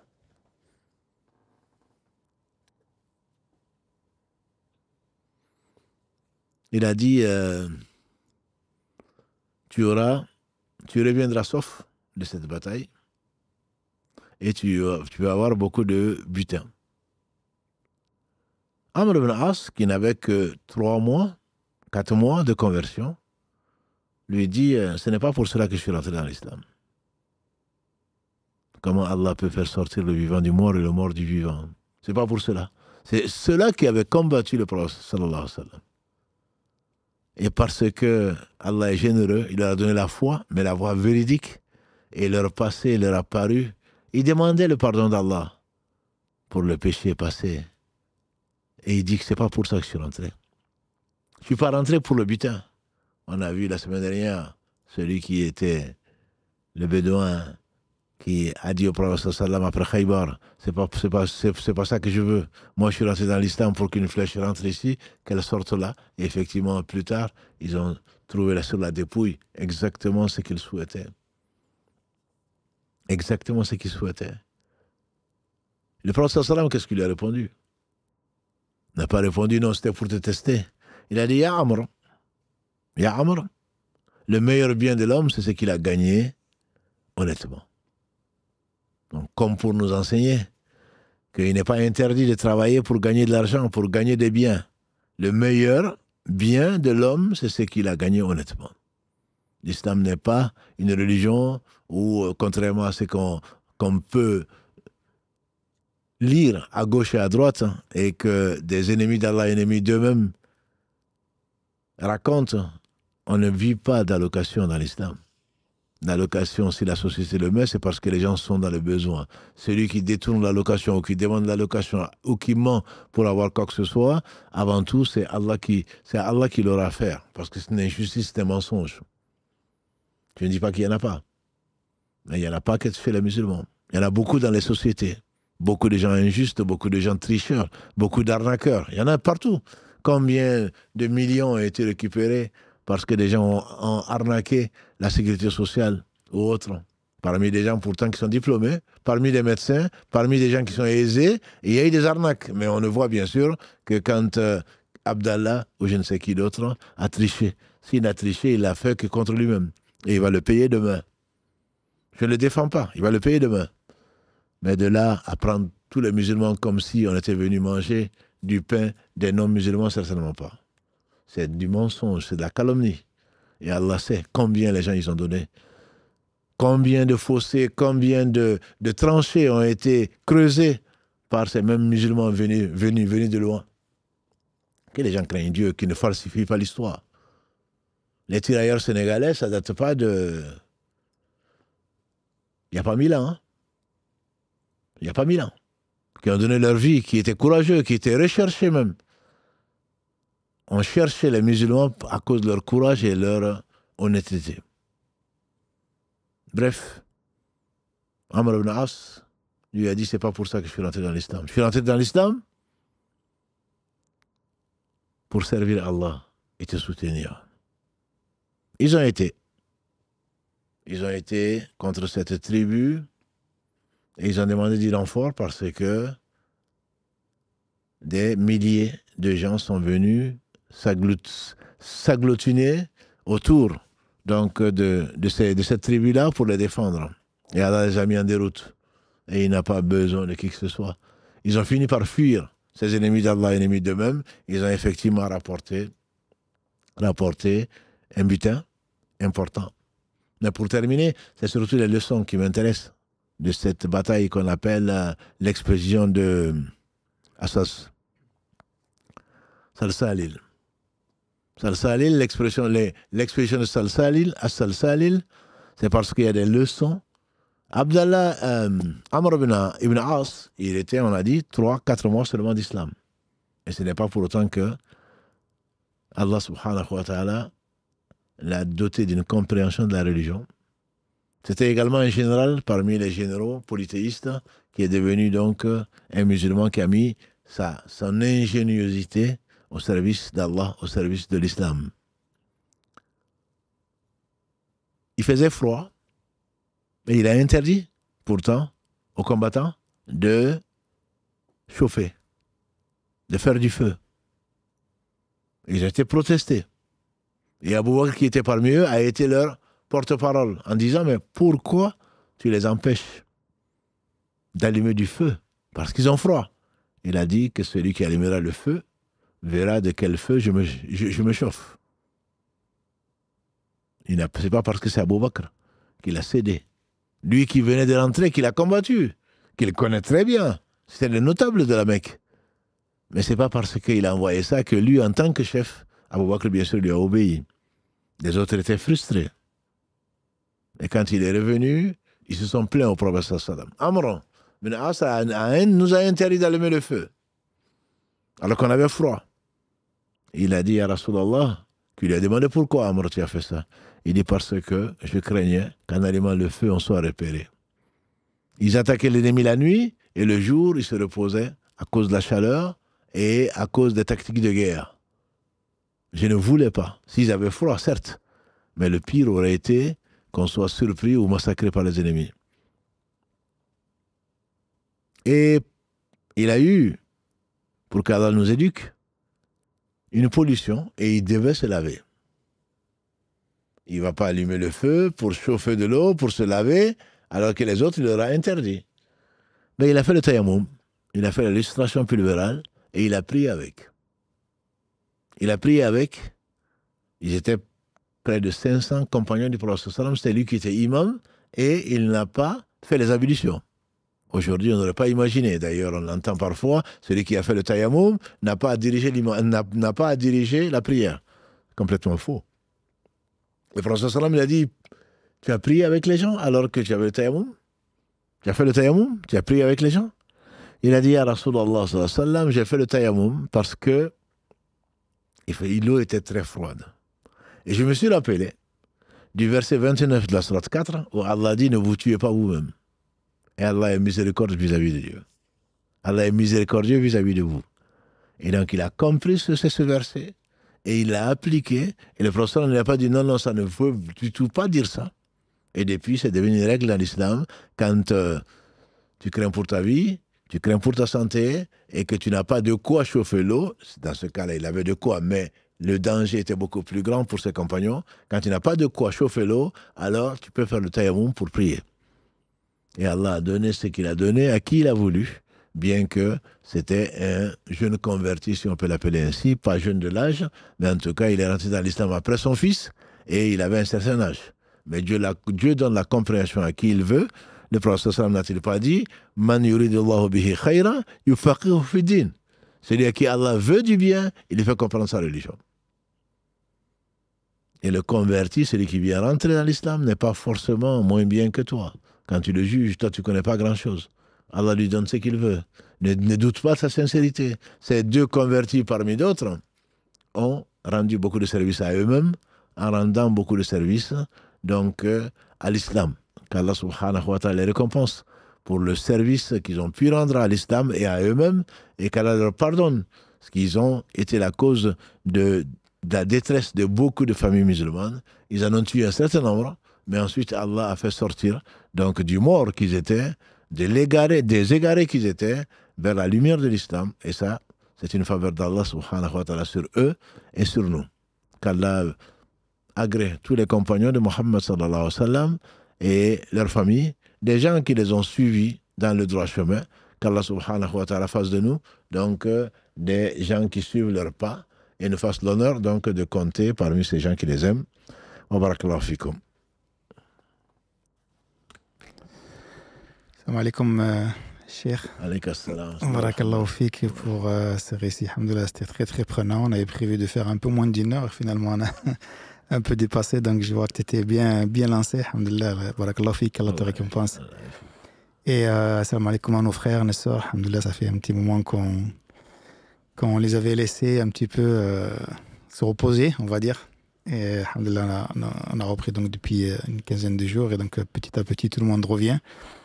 Et comme tu sais, Cheikh, très souvent le samedi, concernant ce sujet, en tout cas, il n'y a pas beaucoup de questions, voire même pas du tout. Donc, on a essayé de suivre un petit peu le live. Et donc, moi, j'ai relevé en tout cas quelques points qui j'aurais aimé en faire, essayer de clarifier un petit peu, ou peut-être d'essayer d'attarder un peu plus. Et tu as pratiquement fini par Amr, son histoire qui est très belle aussi. Je voudrais juste revenir au début quand il a été voir donc le Négus et qu'il a demandé à ce qu'on lui remette le prophète sallam pour l'exécuter, que le Négus s'est fâché. Et donc il lui dit, si je savais que tu allais avoir cette réaction-là, je t'aurais pas dit ceci. Donc après il lui demande de faire l'attestation de foi devant lui. Est-ce que c'était un moment qui a incité Amr à vraiment, du coup, est-ce que c'est à ce moment-là où il a commencé à croire vraiment au message du prophète sallallahu alayhi wa sallam? Ah, Mohamed, barakallahu fik, c'est une très bonne question. Parce que bon, comme on a dit tout à l'heure, en tout cas au cours, après le Dohar, ad-din wa nasiha, comme on dit sallallahu alayhi wa sallam, la religion c'est la loyauté. Tu peux, en étant sincère, dire une chose. Il était étonné. Il était étonné que le Négus croit à Mohammed sallallahu alayhi wa sallam. Il a suffi peut-être ça pour que l'étincelle, pour que la foi qui était dans son cœur soit illuminée. Il savait, plus ou moins, il avait peut-être quelques doutes, mais le fait que le Négus soit musulman, très certainement, il n'a plus de doute. Et donc, c'est pour rassurer quelque part aussi le Négus, dont il voulait conserver l'amitié. il a voulu prouver au Négus que ce qu'il a dit l'a touché et qu'il ne voulait pas du tout lui faire du mal. D'ailleurs, je suis comme toi, un croyant à la mission de Mohammed sallallahu alayhi wa sallam. Effectivement, parfois c'est une parole, hein. Parfois c'est une parole, parfois c'est un acte, parfois c'est un signe qui déclenche, entre guillemets, donc qui vient illuminer cette foi-là qui sommeille en beaucoup de gens. C'est pour cela que le comportement des uns et des autres est si important dans la recherche de la guidée. Donc c'est un peu aussi la personnalité de Négus, sûrement. C'est comme si aujourd'hui, quelqu'un de très connu qui se convertisse, forcément les gens qui sont, on va dire, fans, entre guillemets, très certainement, il y en a beaucoup qui vont suivre peut-être. Certainement, parce qu'on a mis certains sur un piédestal. Et le fait de voir, ah oui, même lui, parce que bon, malheureusement, on ne fait pas de la bonne publicité. Et donc on pense que bon, c'est la région des Arabes, c'est la région des pauvres, nous sommes développés. Si aujourd'hui Dieu guidait, je ne vais pas citer de nom, qui que ce soit, bon, j'imagine que le chef, comme on l'a déjà dit ici, hein, aux Pays-Bas, le chef du parti d'extrême droite qui est devenu musulman, là, ce n'est pas des rumeurs, qui est devenu musulman, j'imagine que dans son mouvement et ailleurs, ça a entraîné également un mouvement de reconversion. Les vedettes, comme tu dis, les personnes célèbres sur les réseaux ou je ne sais qui d'autre, qui ont beaucoup de fans, beaucoup de followers, le fait, il les aimait avant. Bon, bien sûr, il peut y avoir des gens qui vont se rappeler des followers. Par définition, follow, c'est suivre. Donc, le fait que... D'ailleurs, chez les Arabes, c'était quelque chose de très, très connu. Je ne sais pas si tu te rappelles de l'histoire de quelqu'un que j'aime beaucoup, Saad ibn Mu'adh. Saad ibn Mu'adh, et à l'époque, vraiment, les gens choisissaient bien. Ce n'était pas des élections Ils désignaient vraiment les meilleurs d'entre eux. Les plus courageux, les plus intelligents, les plus intègres, etc. Donc, le chef de la tribu, il suffisait que le chef de la tribu soit musulman ou prenne une position anti-islamique d'ailleurs, pour que le peuple le suive. Donc là, c'est l'importance donc de vouloir, le prophète sallallahu alayhi wa sallam, quand il parlait aux notables pour leur expliquer sa mission, si tu t'en souviens, l'aveugle est venu le voir. Et bon, il était occupé à parler aux notables, parce que si les notables devenaient musulmans, il se peut que d'autres deviennent musulmans. Et un aveugle qui vient se présenter et pour lui demander, alors, il paraît que tu es messager, et donc il s'est renfrogné. C'est à propos de ça qu'Allah lui a révélé donc le premier verset de la sourate 80, Abasa wa tawalla, an ja'ahul ama, et quand le prophète sallam voyait Ibn Maktoum, Ibn Abi Maktoum, quand il le voyait, il disait, c'est à cause de lui que Allah m'a reproché, entre guillemets. Donc bon, c'est pas de bonne guerre. Quand le prophète sallam a été à Taïf, il a commencé par aller chez les chefs de cette ville, cette grande ville, parce que, par respect, pour leur dire qu'il est venu, voilà le sens de sa mission. 2, à commencer par eux. Donc, je parlais de Saad ibn Mu'adh, quand il est devenu musulman, quand il a été convaincu par Allah subhanahu wa ta'ala au travers de Mus'ab ibn Umayr, et il a dit, je suis devenu musulman, et celui qui veut me suivre doit devenir musulman, et toute la tribu l'a suivi.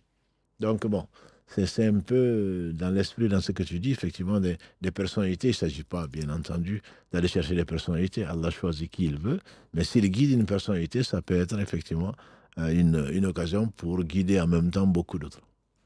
Barakallahu fik, cher. Un autre point que j'ai relevé, que tu as dit, c'est concernant le gardien de la Kaaba. Tu as dit que c'est gardien en plus de père en fils. C'était quoi leur rôle en fait, et qui les a désignés en fait C'est une tradition chez les Arabes. Bon, la Kaaba, on sait ce que c'est. Ça a toujours représenté chez les Arabes la maison d'Allah. Falyabudu rabba hadha al-bayt. Ils le connaissaient tous. Allah l'a protégé contre l'expédition d'Abraha. On a vu au début donc, de cette série-là. L'année de l'éléphant, c'est l'année dans laquelle le prophète sallam est né, etc. Donc la Kaaba est représentée quelque chose. Donc c'est les clés. Les clés, quand on dit le gardien de la Kaaba, c'est lui qui en avait les clés. Donc pour honorer sa famille, donc de Othman ibn Talha, c'est de père en fils. D'ailleurs, il y a quelques mois, quelques mois, je pense que le gardien de la Kaaba, enfin l'un des gardiens de la Kaaba en tout cas, est décédé. Et c'était sur les réseaux, etc. Parce que traditionnellement, c'est lui qui avait les clés. Si on devait rentrer dans la Kaaba, donc on honorait cette famille-là. Historiquement, comment ça s'est passé, je ne peux pas te le dire. Mais cette famille a été choisie. Et donc, c'est de père en fils. Le gardien de la Kaaba, celui qui a gardé les clés de la Kaaba, était nécessairement de cette tribu-là, même de cette famille-là. Donc, Uthman ibn Talha, c'est un symbole. C'est un symbole, le fait qu'il croyait en Mohammed sallallahu alayhi wa sallam. Donc, il est parti avec Khalid ibn Walid. Et très certainement, ça a laissé des traces. Le fait qu'on sache qu'un tel est devenu musulman, bien qu'il y avait de notables parmi eux, on sait, parmi les premiers musulmans, Abu Bakr, qui était très connu, très respecté, il y avait Othman ibn Affan, etc., etc. Donc, c'était des notables très respectés de la Mecque, bien que d'autres, alhamdoulilah, n'ont pas voulu suivre la vérité, bien qu'ils l'ayant vu, et ont connu la mort, notamment à Badr, je pense. Donc à tous ces gens qui ont voulu défier Allah, que l'orgueil a amené donc là où il devait amener, c'est-à-dire à l'enfer, qu'Allah nous en préserve. Amen. Une question qui vient d'arriver que je trouve intéressante. La personne elle dit, est-ce que le négus était donc considéré comme un compagnon? Bonne question. Le négus n'est pas un compagnon. Mais on dit, radiallahu anhu, un compagnon est défini par les savants comme étant celui qui a rencontré le prophète, voilà, qui a cru en lui et qui est mort musulman. Le négus n'a pas rencontré le prophète, mais il a cru en lui et il est mort musulman. C'est la raison pour laquelle, d'ailleurs, après Khaybar, c'est après Khaybar que le négus est mort. Et donc, l'ange Gabriel est venu trouver le prophète en disant, lève-toi et fais la prière sur ton frère, le négus. Donc, le prophète a fait la première prière, c'est que nous on appelle donc Salat al-Janazah lil-Ghaib. Il était absent. Et donc, mais il a prié quand même sur lui, puisqu'il n'avait pas son corps, mais il a quand même prié sur lui, et ceci est devenu une sunna, donc de prier sur quelqu'un musulman dont on n'a pas retrouvé le corps. Donc, qui est mort soit dans l'eau, soit on n'a pas retrouvé le corps après un accident aérien ou autre chose, on n'a pas trouvé le corps. Donc, on prie quand même sur la personne. Ça, c'est une des versions. L'autre version, c'est on prie sur le corps. Et on fait beaucoup de salat janazah al-ghaib pour un grand savant ou pour autre chose. Mais l'avis le plus fort, c'est qu'on le fait pour vraiment le corps qui est absent de quelqu'un sur lequel on n'a pas prié. Mais on peut le faire également à d'autres occasions, etc. Non, mais ce n'est pas un compagnon. Il en vaut certainement ce qu'il vaut. Mais n'ayant pas rencontré le prophète, il ne rentre pas complètement dans la définition d'un compagnon, bien qu'il ait été contemporain.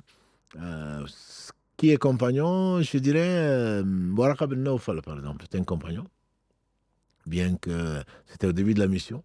Il a cru en lui, il a dit ça, c'est le Namous, celui qui a parlé, il parlait de l'ange Gabriel, celui qui a parlé donc à Moïse. Et si j'étais là, plus à Allah que je sois là au moment où ils vont te chasser, donc si je pouvais t'aider. Et donc lui, il a vu le prophète, il a rencontré le prophète, il a cru en lui et il est mort. Et c'est pour cela qu'on l'appelle, quand on parle de Warqa bin Nawfal, on dit donc, radiyallahu ta'ala. Voilà, lui, c'est un compagnon. Le négus est un contemporain du prophète sallam. Il est mort musulman, à n'en pas douter.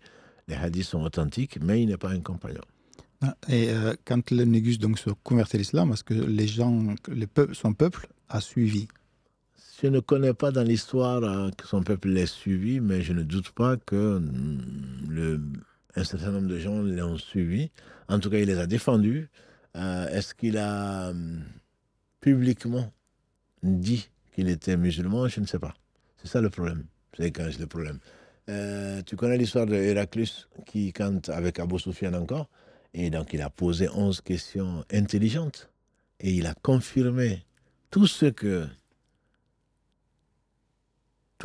Abou Soufiane a dit, toujours en disant c'est ça le prophète, c'est ça le ceci, c'est ça cela. Après, à la fin, il dit si ce que tu dis est vrai, cet homme régnera sur cette région.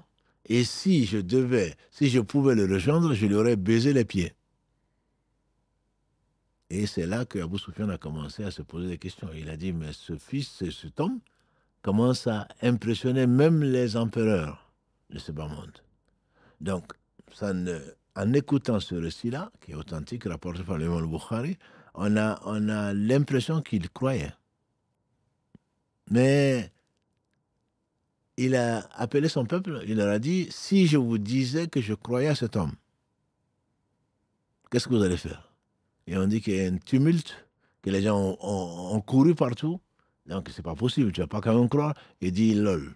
Ça, c'est à peu près ça. Voilà, je m'amusais, quoi. Voilà, c'était juste pour vous tester. Donc, est-ce qu'il s'est converti officiellement? Non. Mais est-ce qu'il croyait? Probablement. Abu Talib, on sait, il dit que je sais que mon fils, ça que son neveu, je sais qu'il était véridique. Mais il n'a jamais prononcé l'attestation de foi. Et donc, c'est celui qui sera le moins châtié dans l'enfer, les deux pieds dans une mare de feu, 70 fois plus chaud que le nôtre. Sa cervelle se met à bouillir, mais il le savait. Même Pharaon le savait. Moussa dit à Pharaon, tu sais très bien que n'a envoyé ceci que le Seigneur des mondes. Donc, que Héraclius savait que Mohammed sallam était prophète, c'est certain. Après, est-ce qu'il a prononcé? On le saura au jour du jugement dernier. S'il sort de l'enfer ou pas, aussi par orgueil ou par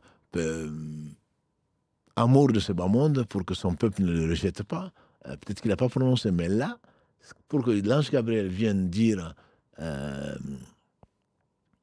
lève-toi pour prier sur ton frère, c'est qu'il était musulman. Mais est-ce que ça a été ébruité? Ça, je ne peux pas te dire. Historiquement, je n'ai pas trouvé de traces. Donc, si ça c'est... Mais ce qui est... Ta question m'amène à ce comportement encore. Ce comportement pour que... Bon, Héraclius, il a fait... An-Najashi, l'empereur d'Éthiopie a cru parce qu'il a vu des signes. Mais il y a aussi, comme le disent les savants, le bon comportement des musulmans. Il n'y a pas eu de populisme comme il y en a aujourd'hui en Europe. Il n'y a pas eu de rejet des émigrés comme il y en a aujourd'hui en Europe. Entre autres parce que Jaafar et ses compagnons ont été aussi exemplaires. Parce que c'était des bons croyants. Et donc ils n'étaient pas venus pour chercher quoi que ce soit. Allah les a mis à l'abri. Mais on dit qu'au travers de leur bon comportement, au moins ils ont été tolérés, pour ne pas dire, un certain nombre de gens sont rentrés dans l'islam au travers de leur bel exemple. Voilà, donc c'est un message pour chacun d'entre nous. Quand on vit quelque part, on respecte les uns et les autres, et surtout on a des principes et on les respecte. C'est pas pour avoir du pain ou une allocation. Quand on est là, c'est pour témoigner aussi, qu'on le veuille ou pas, témoigner pour l'islam, et Allah n'a besoin de rien. Pour rester sur les compagnons, il y a une question qui a été posée. La personne dit comment faciliter l'apprentissage des histoires des compagnons. Il y a beaucoup de noms. Par quoi commencer? Quelle méthode? Peut-être ça peut nous inspirer un quiz ou pourquoi pas développer même un petit jeu éducatif. Non, tout à fait, c'est comme tu dis. Je pense qu'on peut... Il faut multiplier déjà la question, je pense qu'elle est très importante. On ne peut pas aimer ce qu'on ne connaît pas. Et personnellement, je pensais les connaître, mais chaque jour qui passe, chaque fois que je prépare le live, je me rends compte que le prophète sallam a raison, quoi. Il a dit, n'insultez pas mes compagnons, par celui qui détient mon âme. Si vous dépensiez l'or de la montagne Uhud, de l'or de la contenance de la montagne Uhud, vous ne saurez les atteindre, même pas, à la cheville on dirait, même pas l'équivalent si eux ils avaient dépensé les 2 mets pleines d'or. Donc c'est vraiment des hommes, et les connaître c'est très très important. Personnellement, bon, même si samedi n'est pas forcément... dans l'audimat, ce n'est pas forcément le plus important, mais moi je me régale, et je sais que je ne suis pas le seul. Il y a des gens qui se plaignent, parce que connaître les compagnons du prophète sallam, c'est vraiment les aimer, et l'homme ira avec les gens qu'il aime. Donc, zapper parce qu'on préfère ceci, on préfère poser des questions, très bien. Mais c'est certain que, enfin, personnellement, ça nourrit mon cœur, et que de penser aux compagnons du prophète et de les prendre comme modèle. Donc, comment le faire? Comme tu as dit, il y a des quiz en enfer, Inch'Allah, mais bon, c'est pas... Hein, il y a d'autres idées pour le faire. Le minimum, c'est de connaître notamment les 4 ans. Donc, aimer le prophète sallam, aimer les gens qui l'ont aimé, même sans les citer tous, forcément. Et puis, il y a quelques noms comme ça qu'Allah a voulu les laisser, et dont les 4, bien sûr, Abu Bakr, Omar, Othman, Ali, et ce ne sont pas les seuls, les 10 qui ont eu la bonne nouvelle de leur vivant, donc du paradis. Les gens de Badr, on ne les connaît pas, bien sûr, pas forcément. Mais bon, voilà. Donc, je pense qu'il y a du travail à faire. Effectivement, il y a beaucoup de noms, il y a beaucoup de volume sur leur vie. Peut-être que il faudrait le simplifier, pas forcément faire un choix, et essayer en tout cas de le simplifier pour nos enfants qui doivent également avoir des repères. Et c'est ainsi qu'ils vont les aimer et peut-être effectivement les prendre comme modèle. Alhamdulillah, barakallahu fik. C'est vrai qu'il y a pas mal de travail à faire là-dessus, C'est donc ça ça. pourra nous inspirer soit des supports, soit peut-être des lives aussi là-dessus, donc à réfléchir, Inch'Allah. Il y a un autre point, tu en avais très rapidement parlé aussi. Tu as dit, Allah subhanahu wa ta'ala a passé le salam à Khadija. Mm. C'est à quel moment ça, en fait, que c'est arrivé? Et je ne sais pas si tu peux nous en parler, mais il y a prévu un palais en cristal au paradis. Ouais. Ça veut dire quoi exactement, en fait? Ça veut dire que Khadija, c'est l'une des 4 meilleures femmes que la Terre a portées, même l'une des 2 meilleures femmes que la Terre a portées. Donc, elle fait partie de celles donc Allah a choisi. Le prophète sallam a dit Allah a choisi beaucoup d'hommes parfaits. C'est la perfection de ce monde, bien sûr. Mais il n'y a que 4 femmes parfaites. Donc, Assia, la femme de Pharaon, par qui Allah a sauvé Moïse. Mariam, la mère de Jésus, alayhi salam, Khadija et Fatima, qui sera la reine des femmes du paradis. Voilà. Et c'était un jour meilleur qu'aujourd'hui. Le prophète sallam, il y a Khadija qui passait et Jibril est venu en disant Ya Rasulallah sallam, ou Ya Muhammad, il y a Khadija qui va t'amener tel plat. Voilà, tel plat, passe-lui le salam et passe-lui le salam d'Allah et que Allah lui a construit. Voilà, donc c'est une bonne nouvelle pour. C'est comme les rêves pieux qu'on fait aujourd'hui, pour ce que certains font. Qui est le 46e de la révélation, c'est que Allah, pour te consoler, ou parce qu'il va t'arriver ce qui va t'arriver, qu'il a décrété pour ton bien, peut te faire voir, peut t'annoncer quelques nouvelles, pas des choses, des rêves prémonitoires, ou autre chose. Là, c'est Allah qui l'encourage en tant que femme exemplaire, courageuse, pieuse. Elle n'a pas douté un seul instant, on sait que c'est la première musulmane, hein. Elle n'a pas douté un seul instant de la mission de Mohammed sallallahu alayhi wa sallam, mais surtout, elle a mis tous ses biens et sa propre personne donc, au service de l'islam. Elle fait vraiment partie des pionnières et il ne faut pas l'oublier, parce que quand on parle beaucoup des compagnons du prophète sallallahu alayhi wa sallam, je dirais le premier compagnon, c'est bien Khadija. Donc, il faut la respecter, c'est la mère des croyantes. Et le prophète sallam d'ailleurs était très reconnaissant pour tout ce qu'elle a fait. Et notre mère Aïcha en était jalouse d'ailleurs. Et quand les amis, les anciennes amies de Khadija venaient trouver le prophète sallam, il les recevait bien et tout ça. Et elle dit, mais qu'est-ce que tu as à faire de cette édentée, de cette vieille femme quoi, qui n'avait plus de dents quand elle mourait? Elle dit, Allah t'a donné mieux, carrément. Elle disait. Et le prophète sallam dit, Wallahi, Wallahi, Allah ne m'a pas donné mieux. Et c'est pas parce qu'elle est morte maintenant que toi tu es devenue mon épouse que tu vas être mieux qu'elle. Non. Par Allah, Allah ne m'a pas donné mieux. Il est resté reconnaissant comme on peut l'imaginer. Et je pense aussi que les uns et les autres doivent être reconnaissants vis-à-vis de leur femme, vis-à-vis de leur mère, vis-à-vis de toute personne. Mais bon, c'est alhamdoulilah, c'est comme le dit l'adage, hein, derrière derrière chaque homme, il y a une femme, quoi. Enfin, il y a une femme, derrière chaque homme célèbre, il y a une femme de mérite. Et même si elles sont souvent dans l'ombre, Khadija est vraiment l'une des meilleures femmes que la terre a portées. Et par conséquent, le mari se doit aussi.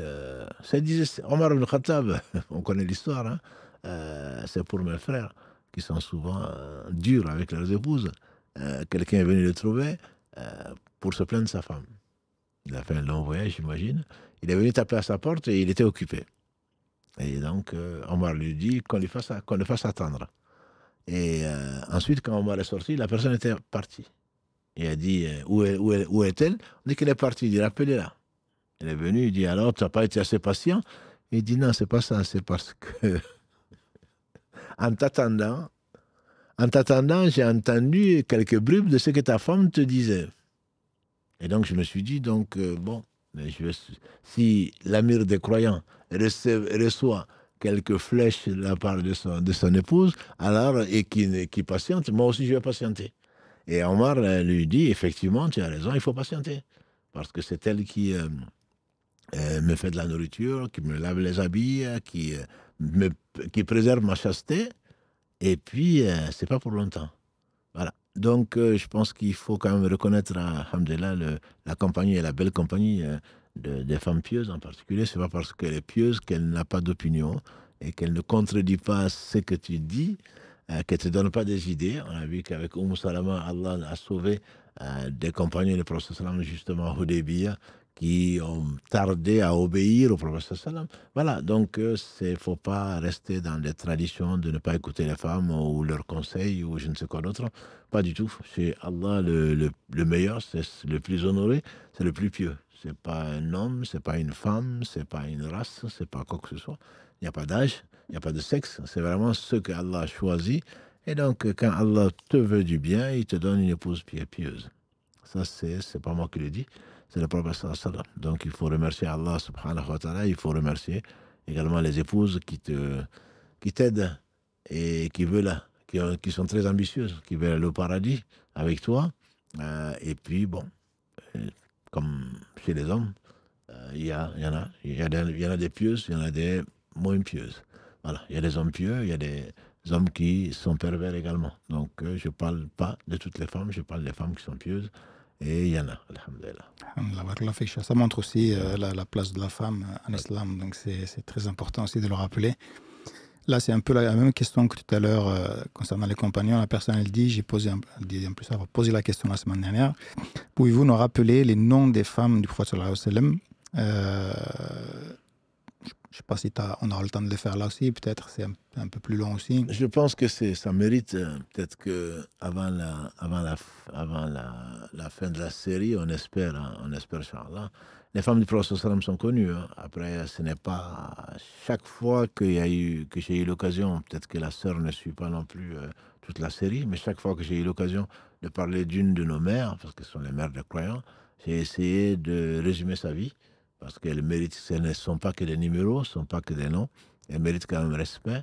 Et on a dit pas plus tard que la semaine dernière que Abu Huraira, celui qui a rapporté le plus de hadiths du prophète sallam, et qu'Aïcha faisait partie donc des 5 qui ont rapporté le plus de hadiths du prophète sallam, etc., etc. Donc chaque fois qu'on a parlé des femmes du prophète sallam, la semaine dernière, je ne me rappelle pas avoir eu cette question.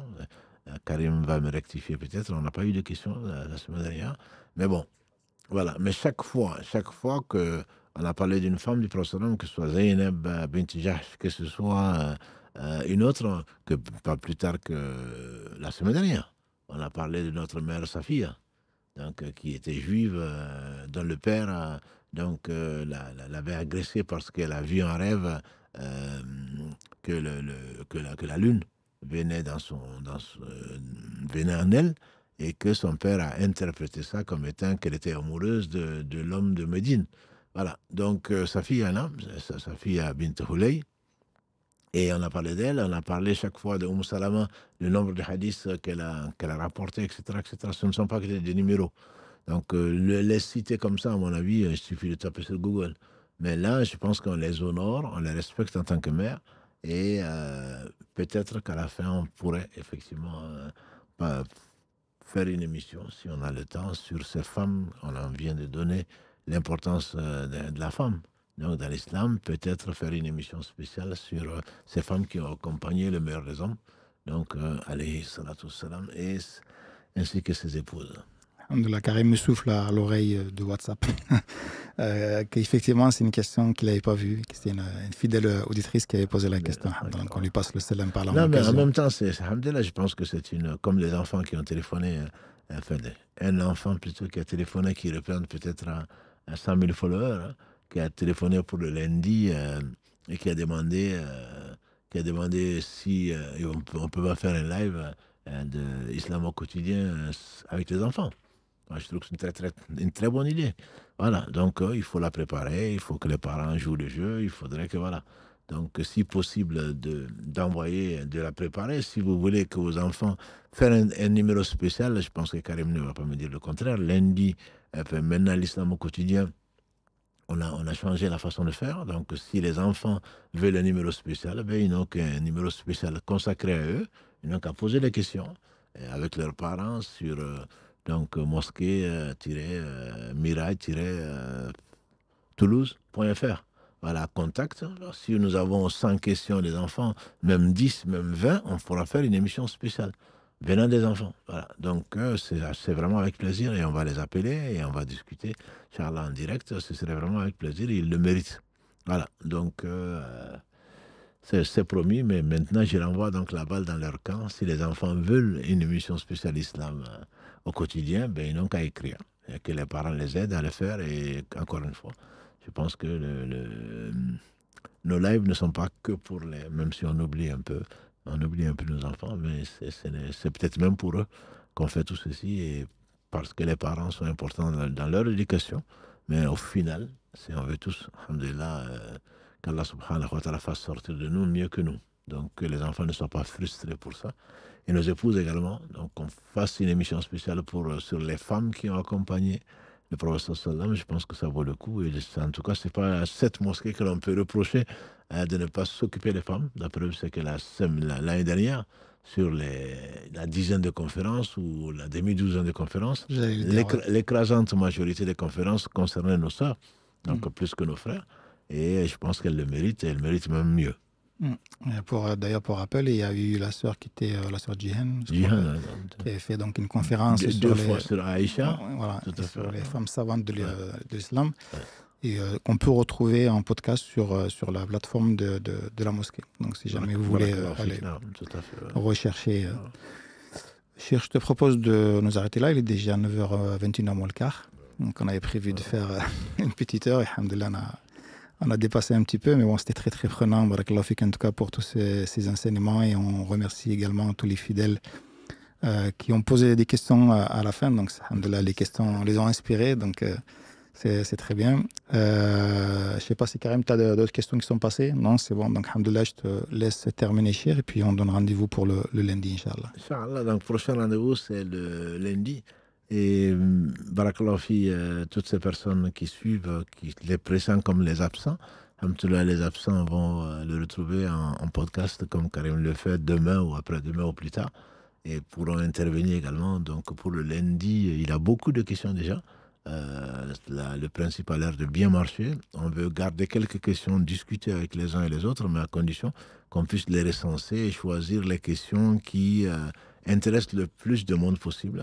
Les autres, on y répond. De toute façon, Inch'Allah, on y répondra. À l'écrit, peut-être. Mais les questions orales sont réservées donc aux questions qui sont vraiment concernent l'islam au quotidien. Et Inch'Allah, donc c'est à 19h comme les trois autres.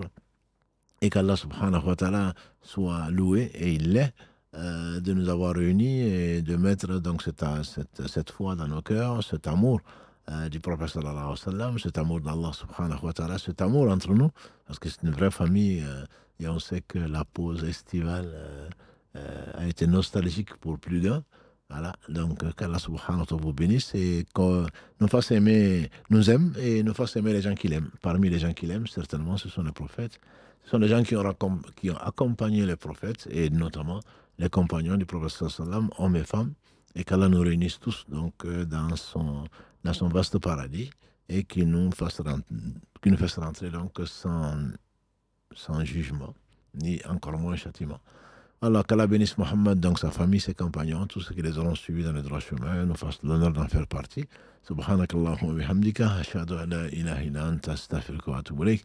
سبحان ربك رب العزة عما يصفون والسلام على المرسلين والحمد لله رب العالمين والسلام عليكم ورحمة الله وبركاته.